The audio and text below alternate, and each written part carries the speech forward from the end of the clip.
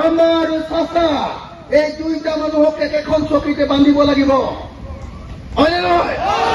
গামোচাৰে এনেকে চকী এখনত বান্ধিম মামা আৰু চাচা, তাৰপিছত আমি ৰাইজে এনেকে এনেকে হেল্ল' কেইচাত কৰি থাকিম,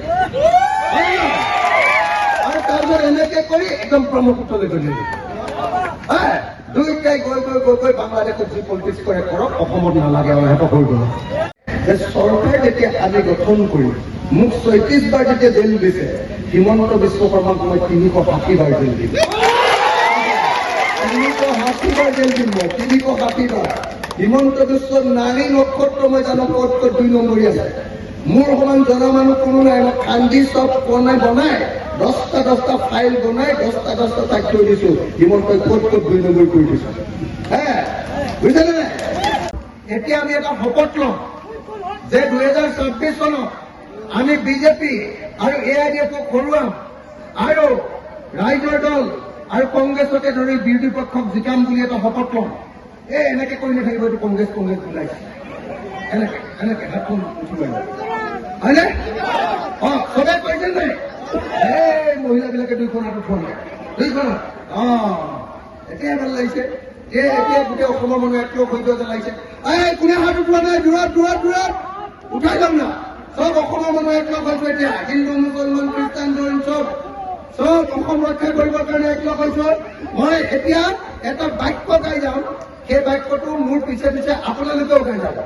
আমি শপত ল'ম, আমি কচম খাম যে 2024 চনত বিজেপিক আমি হৰুৱাম। আজি নগাঁও জিলাৰ ভিং সমষ্টিৰ গাৰামাৰী বজাৰত হোৱা বিশাল গণসমাৱেশত আমি সংকল্প লওঁ, শপত খাওঁ, কচম খাওঁ যে আমি 2024 চনত সাম্প্ৰদায়িক দল বিজেপি আৰু সাম্প্ৰদায়িক দল AIDF-ক ভোট নিদিওঁ। আমি ৰাইজৰ দল আৰু আন বিৰোধী দলসমূহকে ভোট দিম। আগন্তুক পঞ্চায়ত ইলেকশ্যনত ৰাইজৰ দলক আমি গেছ চিলিণ্ডাৰ চিনত ভোট দিম। ধন্যবাদ।